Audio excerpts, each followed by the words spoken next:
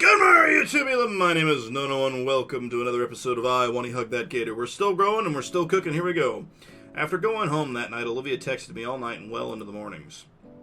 Mornings, as if they're plural. I'm going schizophrenically insane. We ended up talking about all sorts of things. Mia, our art, various shows, just about everything. Never seen her that excited before. For someone with sore hands, she sure does type fast. And for someone that doesn't much like talking at all, she sure does type a lot. I certainly can't keep up. And when she didn't want to talk, she sent more doodles and sketches. Sleep wasn't really an option on my end either, and Guts' doodle ventures were quite entertaining to read. Since then, we've been texting more every night. Not as much, since I do need my sleep here. But right now, I'm just waiting for art class to end. Mr. Triggums is apparently one of those substitutes that demands complete silence until class is over, but doesn't care beyond that. So even though I'm sitting about 2 feet away from Olivia, we're having to text each other. She's quite the storyteller with these doodles. Like right now, as I try to keep up with the tale of Guts writing a... What's he writing again? Just break his flashing stick thing yellow, well, then his pics will be super dark. Or lock him in a bathroom or something. Oh, I just remembered any other pic. Can you try shoving him into the wedding cake and talk... Oh, that's all from the wedding. Okay, alright. He's piloting the main golem from Gundam Finn. A giant robot from one of the shows she's been wanting us to watch together. I mean, we would. I totally want to. Just Olivia and I sitting side by side on my couch. Maybe as we're getting tired, we start leaning against each other. I could even offer to keep her chatter. Oops. Catching my phone on the precipice of my desk, I see that Olivia had sent an even more detailed version of the previous Guts drawings. And this is why, for how dumb it as it is, Watch Finn is still fun to watch. I don't get it. You almost didn't get your phone just now.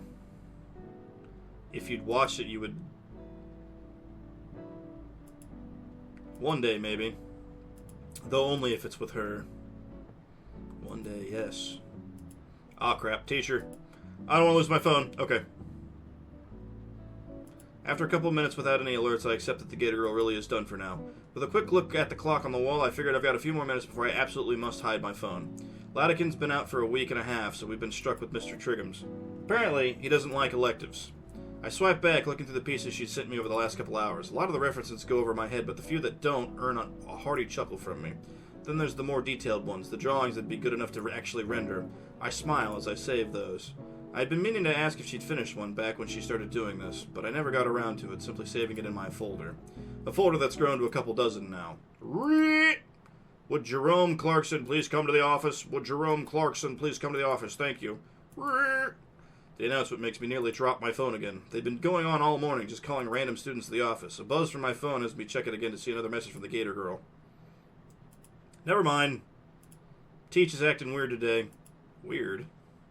I look at our substitute. Mr. Triggums isn't paying any attention to us. In fact, he's just kind of looking through the desk he's sat at. Weird. Same here. Think it has to do with the office thing? I don't know. Was thinking it was the short day, maybe. That was another thing. I think the entire class realized something was up with how fast class periods were going today. Ah, man. I look at my phone on the floor, the corner of the screen chipped away. Picking it back up before any of my classmates can step on it on their way to lunch, I also noticed that Ben wasn't here in class either. Oh, man, he actually broke his fucking phone. Hurry up, short day means lunch is earlier. That was a good detail. I don't know why that impressed me for some reason. Heading to lunch, I realize I'm actually not that hungry. Strange, but I guess it's an internal clock thing. I'm just so used to eating at the same time every day. Looks like I'm not the only one, as the usual war zone in the cafeteria has expanded to spill into the surrounding hallways. It's loud enough to even cover up the continued announcements. Urkel, thank you. Mostly. I've gotten pretty good at weaving through the chaos relatively unscathed, but man, these guys have too much energy. What are they even fighting about? But as always, the table in the back is left alone. Damien is chattering loudly about his day so far at Olivia, who's occasionally poking Liz across the table with a toy claw hand. That's kind of fuzzy. Liz flails her arms around to shoo away the offending poke, but never bothers to crane her neck down from the rafters. She perks up when she sees me. Yo, it's Dinko! Hey, what's going on at Olive Garden today? Whack his noggin. The meter stick falls on my head. Yeah! It's just a joke, a quip! How long did it take you to come up with that one? It was about 2 in the morning last night. Whack him again. Hey! Best $10 I've ever spent. Looks a little familiar, doesn't it? Yeah, that's why I thought. That's what I thought when I bought it. Just like the real one, she'll bully you for saying dumb stuff. Bite me. She makes the head gnaw on my face a little. I'll go sit somewhere else. Do it! I've got a new friend right here. Ooh, wow, I have an actual friend that isn't addicted to makeup pheromones. What makes me so happy? Your ventriloquism needs a bit of work. I still think it's a little weird. Oh, live a little. Say, you guys aren't eating either? It's too early. I'll just eat when I get home. The lunch ladies don't really try on half days. They don't try normally? The difference makes itself known. I was out for like a week. I'm just gonna steal some of whatever Olivia makes later. Get your own. I've changed my mind. She has too much power. This is great. Olivia reaches over to gnaw on Damien again, and I snatch it out of the air. No! I aim to hitch it right into Olivia's snout. Bullseye, it's clamped shut. The evil is defeated. While I'm giggling like a schoolgirl, Olivia uses the chance to grab the backhand. Fine, no more claw today. She hastily stuffs the plastic toy in her backpack. After some more talk, Damien's attention wanders towards Liz, who seems to be lost in thought. Hey Liz, what's in your head? Oh, I was just thinking about earlier today. I was talking to Principal Scaler this morning while running some errands for Stuco, and she was really out of it. Out of it? Yeah, like she didn't want to be here today. I tried to pry, but she clammed up. I've never seen her like that before. Oh, she must have drank bad coffee or something. I don't think that makes people sad. I can tell you from experience, it just makes you really have to... Looks like I got a text. Liz pulls out her phone, craning her neck down to get a better look at the screen. It's from Ben. Come, having a student council meeting. Normally it's a bit more formal than that. I guess it's a half day and all. Oh well, duty call. Sorry for having to leave early, guys. No worries, Liz. We can meet up after school. Sounds good. I'll see you all later then. God, that one was robotic, wasn't it? What would you guys want to do after school?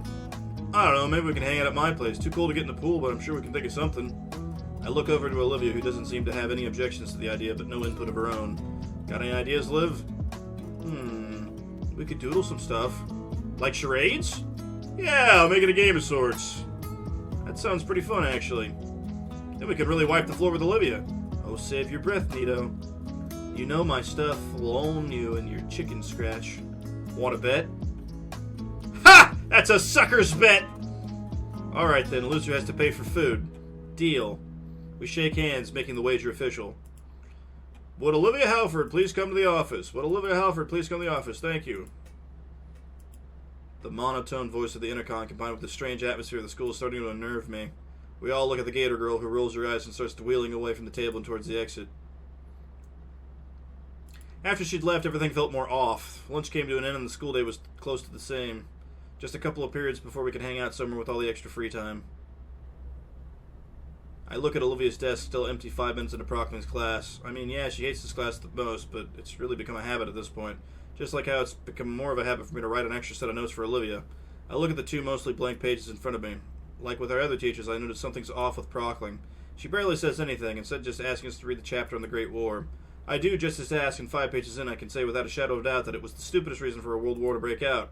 A bunch of European countries unhappy with being ruled by a bunch of other European empires decided to revolt and dragging all their allies into the quagmire.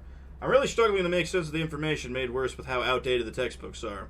Seriously, they're written so bad I thought it ought to be a crime. It oozes pro-Gilded Age corporatism, the kind that genuinely believed that anything bigger than a gathering of 10 people was a form of unionization.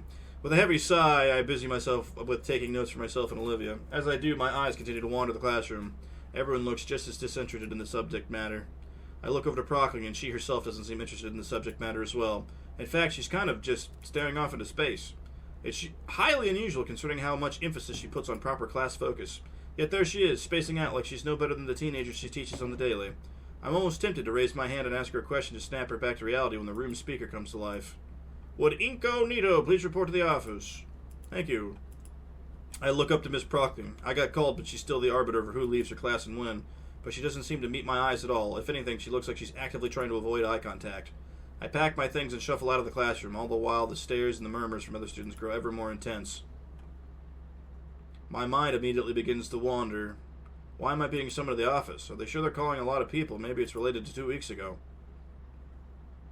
The only thing keeping me company on my march to the principal's office is the sound of rubber soles in the tile. They must spend a fortune on polishing these floors. It's not long before I notice another pair of footsteps coming from somewhere ahead of me. I squint my eyes, quickly recognizing the figure that approaches me. It's Ben. I guess the student council meeting wrapped up their meeting, though there's no sign of Liz anywhere. As the Parasaurus makes his way closer, I notice he has a complicated expression on his face. Hey, Ben, what's going on? He flinches as I call his name. I fucked up. And looks around like a lost child before he spots me. We make eye contact for a few seconds, but he doesn't say anything. Everything alright, dude? Suddenly, he turns away and continues down the hall. A sinking feeling takes a hold of my chest. I almost try to speak up and stop him, but can't think of anything to say. I guess I better get going. Another minute passes of walking, and I reach the door of the principal's office and find it wide open. Come in. I step into the office and close the door behind me, following the source of the deep voice. I realize now that I've never seen the interior of the office before. It's fairly standard for an office. A long wooden desk, a filing cabinet, a few potted plants, and a couple of shelves for storing all sorts of things. However, on closer inspection, I notice things look a little bit more disheveled than I expected. Manila folders are strewn across the desk. One of the filing cabinet drawers hangs open. The potted plants are either overwatered or wilting.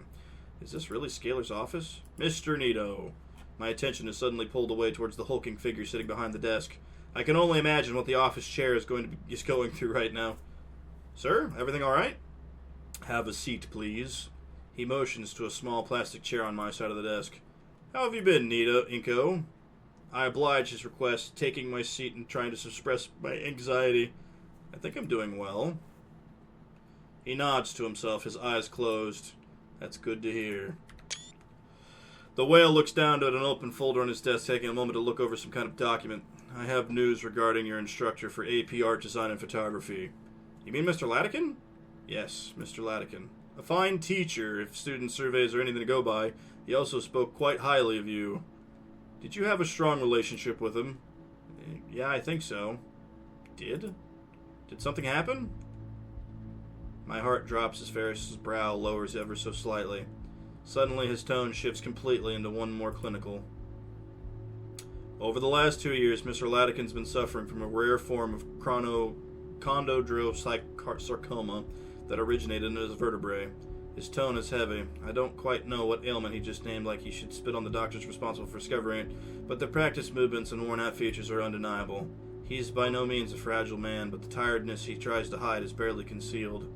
Every student he's broken the news to has something more for him. Tensing himself slightly to be as tactful as he can, the attempted reverence is lost as he recited scripted lines just a few too many times already. He can't muster much more than his flat citation. This analysis means nothing. I'm just distracting myself from the reality of the situation, as though prolonging a confirmation will keep it from happening. Mr. Ferris notices my subtle confusion and clarifies, like he must have done a few dozen times already. Bone cancer. Mr. Latican was well advised by medical professionals about the treatment options given to him, and the district offered him a generous medical leave in recognition of his tenure here at St. Hammond. He turned both of these down. The cacophony of thoughts swirling in my head makes it nearly impossible to think, impossible to focus on anything. Right now, all I can do is revel in it. Time passes. I'm not sure how much, but I can't get a grip on my own mind. Ferris is calmly waiting for me to say something, but I can tell he's becoming uncomfortable. There's only one thing that I can muster the will to ask. Why? The whale grimaces. I wish I had an answer. His inflection tells of his own questioning thoughts. The exchange seems to give Ferris the energy to continue, however. On Sunday, Mr. Latican was hospitalized due to complications with his illness. He passed away the following morning. Olivia was called here before me. Counseling will be available for you and anybody else affected. Sorry, do you know where Olivia went? No, she didn't say. I'd like to go now, Mr. Ferris. Yes, feel free. I stand up from the plastic chair, pushing it closer to the principal's desk. Offering one last nod to the superintendent, I let myself out of the office. As soon as the door clicks shut, I start running. Shit, where could she have gone? The studio room, maybe? It's the best lead I have, thanks to all those gym classes. I'll have no trouble getting there quickly. My new destination takes me up the main staircase of the school and onto the second floor. It's not long before I'm staring down the hallway of Latican's classroom. I breathe a sigh of relief as I spot Olivia sat in front of the door. God, what do I even say to her? My thoughts come crashing to a halt as I see another dinosaur beside her, gesturing maniacally. Ben? From an outsider's view, it looks like Ben is trying to talk her into something, but there's such a stark contrast between their moods. I suppose Ben is mourning too, but maybe he's just handling it differently. That's the plan I have in mind. What do you think of it? Olivia. Yeah, okay. Olivia's reply came off weak and unfocused, like she was trying to talk to Ben at all. Can I count on you to be part of it? Sure. I remained obscured from you. This doesn't seem a conversation I should intrude on. I'll just catch up to Olivia after. Honestly, I'm somewhat surprised Ben is talking to her. No, maybe that Olivia is listening to Ben, that those differences are being put aside. For once, our priorities aligned. I had thought to come find Olivia too. I wonder. Latikin was a mentor to each of us. Like he'd always be around to help us, but now, all the little things that make you anxious or aggravated are gone in an instant. And all that's left is reality. Why bother with this dramatic garbage? If now is not the time to be brought together, then when? I'm thinking too much. My hands are shivering. Something in my heart threatens to fall apart, but not now. Her voice was too quiet for me to hear, but whatever she said wasn't what Ben wanted to hear. Olivia, I need to know that you're with me on this. Yeah.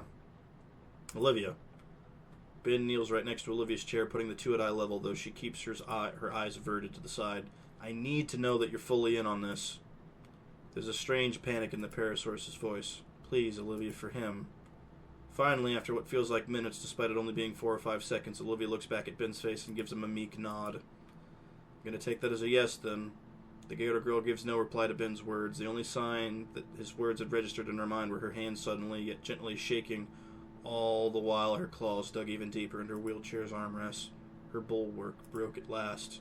Seeing the droplets from her eyes drives a searing pain through my chest. My instincts drove me forward beyond my common sense. I grip the blue boy's shoulders and pull him up. Ben. The Parasaurus's eyes snap up towards me. He makes eye contact with me, a depressive expression coating his face. Inca, what are you doing here? I wanted to see Olivia. Olivia's silver eyes finally lift, and the pain reflected in them threatens to shatter my aching heart. Ben looks back at me to see those mournful eyes too, though his reaction seems the opposite to mine as a smile draws across his face. Inco, hear me out. I'm trying to organize a eulogy for Latikin. You know, say our goodbyes to him. He deserves it, at least.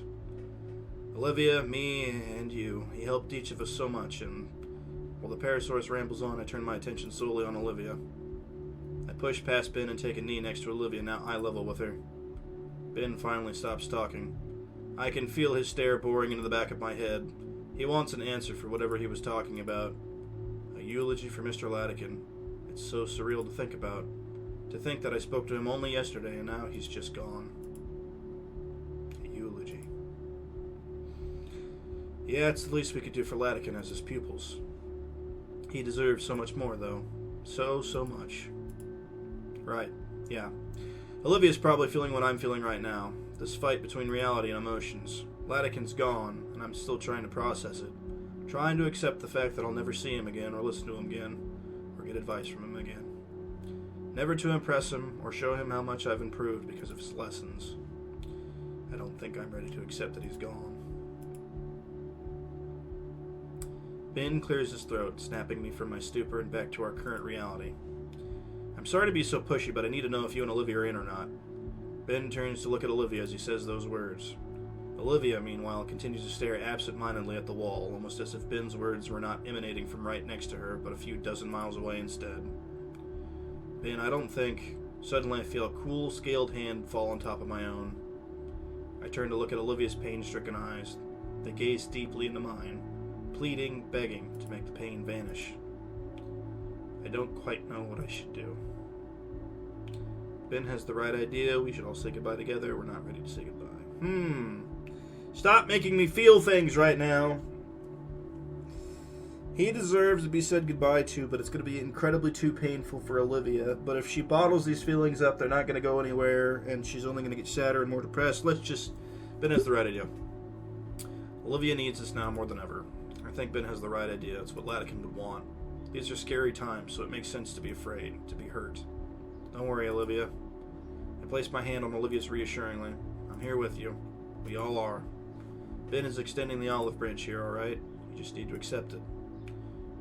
Ben gives a tense, shaky, but approving nod. I'm glad you guys are seeing the situation for what it is and just how important it is that we make this eulogy something beautiful. Olivia glances around hazily, her voice broken. I don't want him to be gone, Inko. There's too much that I didn't. I know, but we need to face reality, and we can do it together. I'm not ready. I'm not ready to face anything at all. It's okay. I know I was close to Latican, but you clearly meant so much more to him, and him to you. He was the only teacher that seemed to really care, alright? She nods. So you're the most hurt, the most afraid. Afraid? And we're here to support you. You just need to help us help you. If you're not ready to face reality, we can help you to think straight, to face it together. Can you do that? Her eyes rove over Ben and I, and then back to our interlocked fingers. I take a hold of her other hand. She blushes and looks at me dead in the eyes. Can you help us? Okay. I'll think about it. I'm still afraid, but if you're there, I'm here. Ben clears his throat. That was very inspiring of you, Inko. His hands aren't tensed up. He's calmed down a bit. He opens his mouth to continue, but I hold a hand up to stop him. Olivia's had enough for one day. Ben, could we get some alone time together? Yeah, of course. I'll give you a bit of time to process all this. Ben walks up to me and pats me on the shoulder with the final solemn look at Olivia and nods towards me. He walks out of the classroom and leaves Olivia and I alone. As the door clicks closed behind me, I hear Olivia take a sharp and shuddery breath before turning back to me. Her eyes are glossy and puffy on the edges. Trails of tears strain down her cheeks, and her expression is of someone who doesn't want to believe that's true, but knows deep down that it is. As I look at her, I feel my emotions come back twice as hard. No, I need to be strong for her sake, damn it. Olivia, I try to find the proper words to say something to her.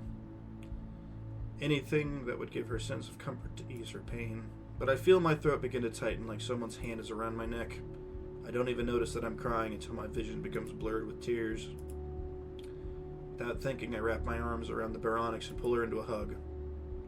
Olivia seems shocked at first, frozen by my sudden reaction, but I then feel a pair of arms wrap around me and hands clutching my jacket. Olivia begins to silently sob into my shoulder. I feel my own resolve break down as I hear the increasing pain in her cries. When we're like this, I can't even pretend to be the stronger one anymore. Maybe I could bear the pain of Latican, but seeing Olivia like this, I hold on tighter. I don't want to let her go. Suddenly, she mumbles something into my shoulder. What was that? We pull apart and I look Olivia over. Her sunken face is covered in splotches and trails of wet and dry tears. She's hyperventilating and looks like an absolute mess right now. Despite this, her eyes are fierce and lively as they meet mine. I need to do something. Right now? She doesn't respond, hurriedly rolling down the hall towards the elevator, where she would... the fountain. The only place she could be going. I step forward to follow her, but stop. No matter how I try, I can't continue. This is Olivia's promise, not mine. I have no right to intrude into it like that. My hesitancy robbed me of any choice in the matter. She went alone. I'm a fucking idiot. Alone in this freezing weather while she's going through this? What the hell was I thinking? I start my silent march through the halls, out of the building, and into the frozen wilderness. It's cold out, freshly starting to snow. The world feels just so much smaller, muted and colorless. Now is not the time. I must find Olivia. There's thin tire tracks in the thinly laid-on snow. Pathing out down the sidewalk, I follow them. The path is serene. The falling flecks of white make it feel like Olivia's landscapes. The fountain must be just around the corner. Oh, God. I should have gone with her. Of course the fountain is only accessible with stairs. The steps are tall and coated in a thin layer of ice. It's a death trap. Something rolls down and bumps my shoe. It's one of Olivia's handles. My face flashes with heat and my blood runs cold. Oh my God, I can't lose 2 people in one day, please. I will myself to look up. 8 steps up, Olivia's wheelchair is toppled over on its back. Seat ripped, wheels spread. It's unrecoverable. Olivia is 2 steps further, halfway onto the ledge. Her arms reach up for the next one. Olivia! Olivia stops and slowly looks back. It's a look of shock and humiliation at being seen like this. She turns back and starts pulling herself up to the next step. Damn it, Olivia. I take a step up and catch myself. It's a wonder she even got this far. But I find my balance and start marching up towards her. Her arm slips on the ledge and she falls back. I caught her in my arms from behind. I didn't make it. She looks up at me, eyes still filled with tears. I carefully set her down on one of the steps. She hides her face in her palms. I failed Latican. Olivia chokes back a sob. I'm just a stupid fuck-up. Fucking chair. And then begins to weep. I sit there and stare for a moment, trying to figure out what to do. I haven't really ever been in a situation like this. The poor girl is shaking. Rather, it's from the cold or her situation, I don't know. Instinctively, I wrap my arms around her and pull her close to me. Olivia shifts her body accordingly, and we end up in an embrace.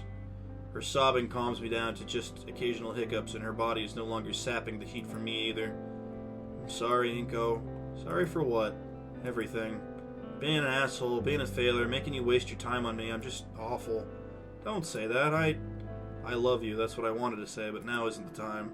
I'm your friend. You know that. I'm here for you in the same way you're here for me.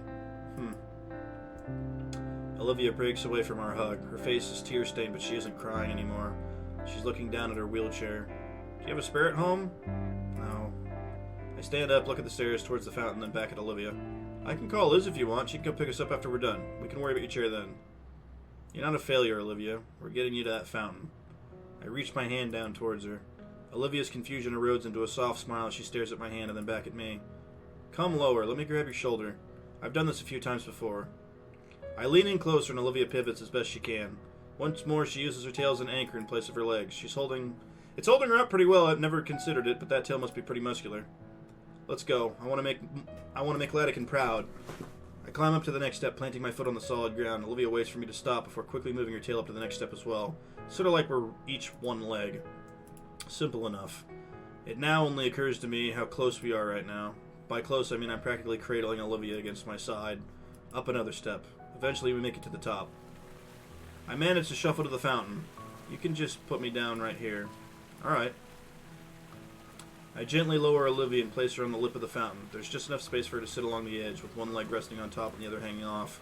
She's looking into the still water in contemplation.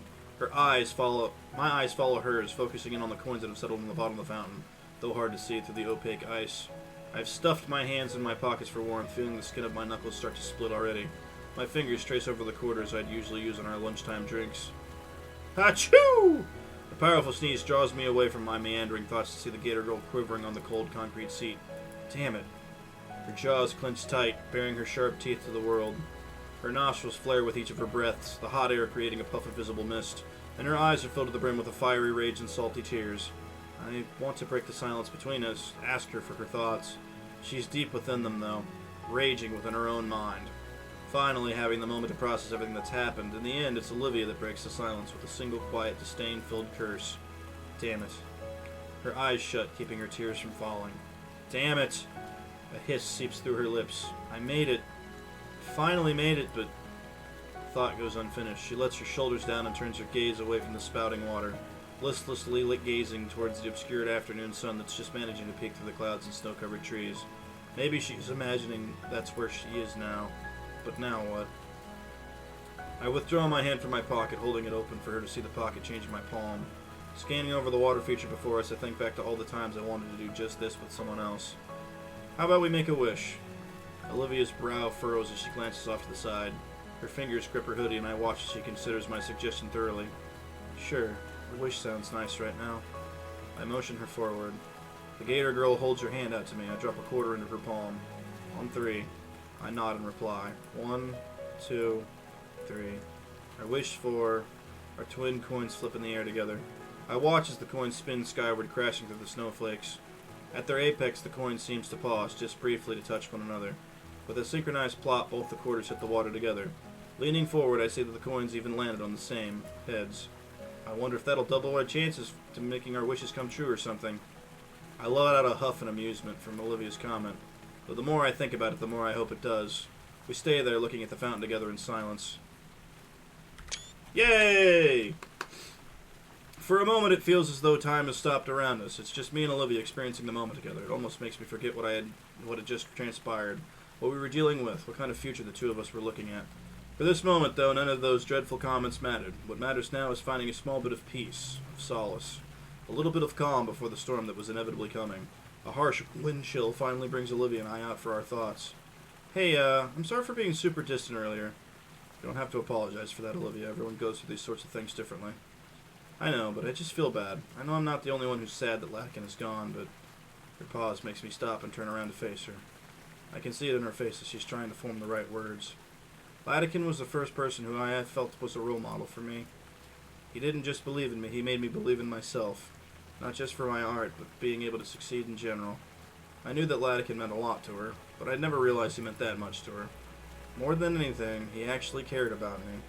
About my thoughts and my dreams. I felt... Olivia's lips tremble as she struggles to voice her thought out. Normal. God, I probably sound stupid saying that. I shake my head in disagreement. You don't. Latikin was important to me as well. It's okay, Olivia. I know how you feel. He gave me some of the best advice I've ever gotten from anyone, and encouraged me to follow my dreams, like you. I wish I would have met him sooner. There's a moment of silence between us, the air filled with a mix of sympathetic emotions. A shared sadness for the passing of someone who made an impact in both of our lives, but a sense of thankfulness that he graced our lives. Guess we both got our issues, huh? Yeah, I guess so. A fresh breeze of icy air sends a shudder down my spine. So what should we do now? I pat off the growing pile of snow on my shoulders and head. Let's see. I look at my phone. School ending in 10 minutes. You want to just chill here until then? No pun intended. Sure. I look around, noticing a tiny bench for two nestled against a tree. The Gator girl must have noticed as she's already holding her arms out for me. I recall something, a certain pair of raptors. I kneel down, facing away from Olivia. I can feel the icy flakes melt off me as Olivia leans against me again. Her powerful arms wrap her around my shoulders, clawed fingers digging into my jacket. My fingers lock together to form a makeshift seat for her behind me. With my passenger secure, I make a beeline for the bench, lest I get caught up in what I feel pressing into my back. She lets herself drop onto the bench, uncaring for her landing. Taking a page from the Book of Olivia, I also drop uncaringly next to her, just glad to have some shelter from the increasing snowfall. So here we are, mission accomplished for Olivia. Now what? My curiosity compels me to ask Olivia something. If you don't mind me asking, what did you wish for?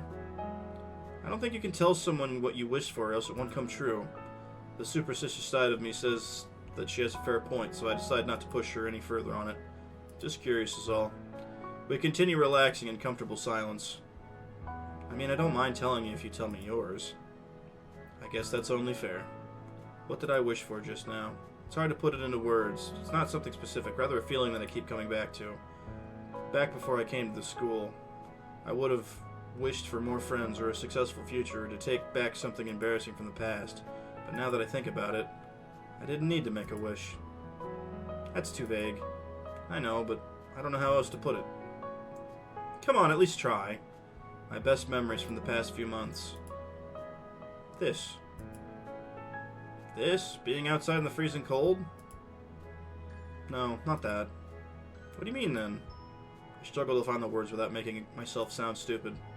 You know, we've hung out a lot together, but it's not often that it's just the two of us. Just us, yeah, that doesn't happen a lot. I wish it was like this more often. The Baryonyx's eyes go wide. Shoot, maybe that came across too weird. I mean, I just want to get closer to you, you know? I watch the beginnings of a blush form across Olivia's cheeks. That's cute, too. Wait. I don't mean it like that. I want to get to know you better. She glances away, laughing nervously as her tone changes drastically. Haha, you, yeah. I totally understand. I breathe a silent sigh of relief. You want to know what I wished for? If you don't want to share, you don't have to. No, I asked for yours. It's only right. I wish to know what I want to wish for. I glance across the bench towards her. I can't make sense of anything right now. I want today to be over, frozen, to have never happened at all at once. I want Latikin back, but I don't want to just replace him with someone else. It's too late to start all over again. She stops to wipe her eyes, but they're already dry. All I've ever wanted was to be someone he would have been proud of. It just feels impossible. She looks away. I ended up picking something lame. Sorry. What's that? Olivia's still looking away, so while I hear her hesitation, I can't tell what she's thinking. I threw that coin, and out of everything racing in my mind, the one thought that stuck out the most was just... She chews her lips in contemplation for a moment, and when she finally continues, her voice is a soft whisper. I want someone I can trust. I feel my face heat up from her words and her tone. Even with her head turned, I notice a red blush creeping over Olivia's face, too. I instinctively jerk my head the other direction. Shoot, what do I do now? We're both sitting motionless, neither daring to say a word. If I listen closely, I feel like I can hear her heartbeat from here. She can probably hear mine as well. I don't even notice the cold anymore. Maybe we can just stay like this for a few weeks. No, don't be ridiculous. You need to tell her how you feel. I feel my throat clear, searching for words that wouldn't come. She just said she wanted somebody to trust. I mean, you can trust me. I hear shuffling from Olivia. Damn it, I can't work up the nerve to turn my head towards her. My neck feels like a rusted hinge as I try to disobey my body and look at her through my periphery. Do you trust me? Despite my words, she nods her head vigorously, the blush growing dangerously bright. Well, I shift my body towards her on the bench. I trust you too. She suddenly shakes her head a bit to bring herself back to reality. Maybe I can be honest with you then. You're silly and you're ridiculous. Maybe a little over-optimistic. You're thoughtful and adventurous, and you're so willing to just take me with you. You don't treat me any different for this stupid thing. She lightly hits the armrest of the bench. I guess I stopped noticing it at some point. Yeah, well, I mean, obviously, you're like... So many words dance on the tip of my tongue. Like... My mouth and my brain are at a standstill, one wanting to just blurt whatever while the other keeps it all in and disseminates it in a thoughtful manner. What comes out is... Blargara. A furious snort rips from the Gator girl's nose, followed by peals of laughter. Out of embarrassed shame, I cover my face with my hands. What was that? I cursed my nerves as I tried to protest her continued guttural guffaws. Come on, Olivia, I'm really trying. The snowflakes that managed to still land on me melt away from the extreme heat radiating from my whole head. Olivia acquiesces, though, drawing back into just a very smug grin. Okay, take two, Inko. My head's temperature finally drops me from core of the sun to more manageable volcano. Thanks, jerk. Seeing the small quirk on her lips, I can't stop a smile from growing on my face. I guess, be honest with her and yourself. Honest. At least at the very start, I thought you were just out of it. What? You almost ran me over in the hallway. Oh. She frowns and looks away. Sorry. And then you tried to get my seat moved. Sorry. And the claw thing today? Not sorry about that. I figured. And you used to be hard to talk to. I felt awkward every time I even tried. Like, thank Raptor Jesus for Damien and Liz, because otherwise I wouldn't have gotten to know the real you. Olivia wrings her claws together. And what do you think of the real me? She's easily the most caring person I've ever known. I mean, yeah, she can be a little selfish and doesn't think ahead sometimes. But when she cares for something, she just has to do everything she possibly can for whatever it is. Is that what you think? Yes. I think you're quite caring and passionate, and what? And I know Mr. Latican saw that in you too. Olivia's eyes water at the mention of our mentor. Thank you, Inko. Now's the time, Inko. Just say it. Hey, Inko. Say it. Do you like me? Yes. Why does talking have to be so hard? I prepare for Olivia's smug one-liner to crush my weak confession. But instead I watch as Olivia brings her hood up and hides her eyes with it. Really?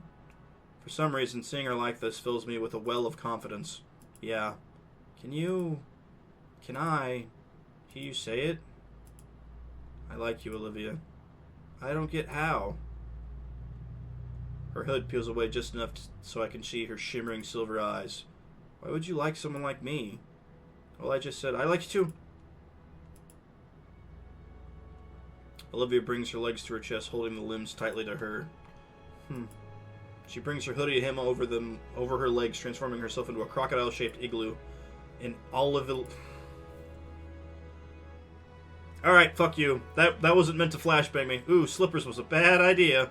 Oh crap, yeah, you okay? Fine, just call someone. I cough awkwardly and get my phone out to call Liz. Hello? Inko, is that you? Aren't you supposed to be in class right now? Scalar let Olivia and I out early. Oh, okay, I was told about Professor Latican. I hope you're doing okay.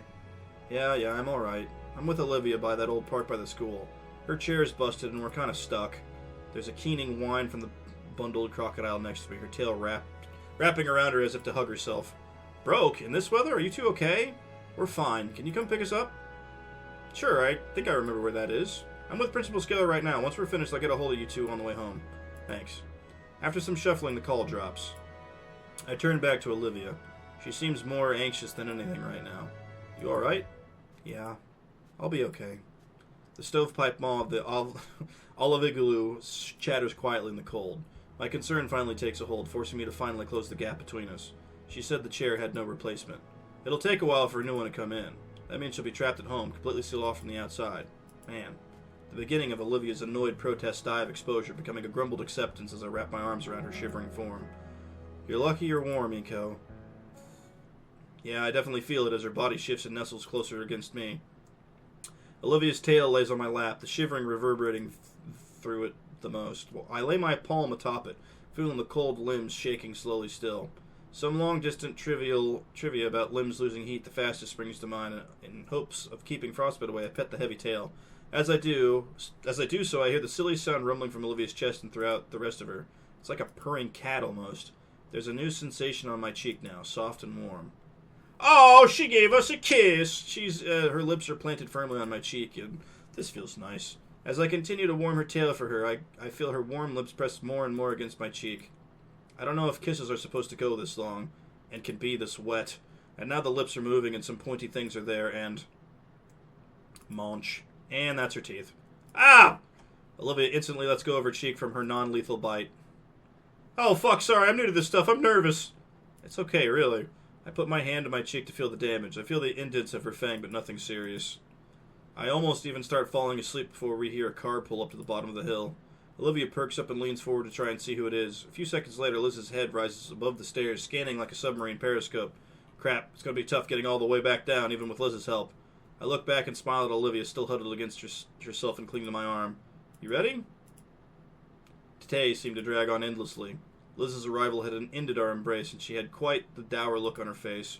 She said she'd been in a meeting with the principal, and I could only imagine how the faculty and student council were reacting to Latican's passing. Her mood seemed to lift a little, at least, when she saw Olivia and I both huddled together beneath a tree. Olivia's mood, on the other hand, had plummeted. Probably from the way Liz and I had to carry her to the car. The ride to the Payne household had been silent, save for Olivia's grumbling and embarrassment. I think I'd be in a similar mood if I was treated like a sack of potatoes, but then again, how else were we supposed to carry her? I should suggest more leg workouts to Coach Sully, just in case. Alright! That was incredibly emotional, and I need a moment to breathe, and that was long enough episode, so we are going to stop this episode here at the scene change. So thank you guys so much for watching. I hope you guys are enjoying this. Please tell me what you think about all this down in the comments below. This one was heavy. This was a heavy one, and I imagine the heavy times will only grow as we continue from this point. Thank you guys so much for watching. Please like, comment, and subscribe, and I will see all you no bros later. Peace for now. Bye!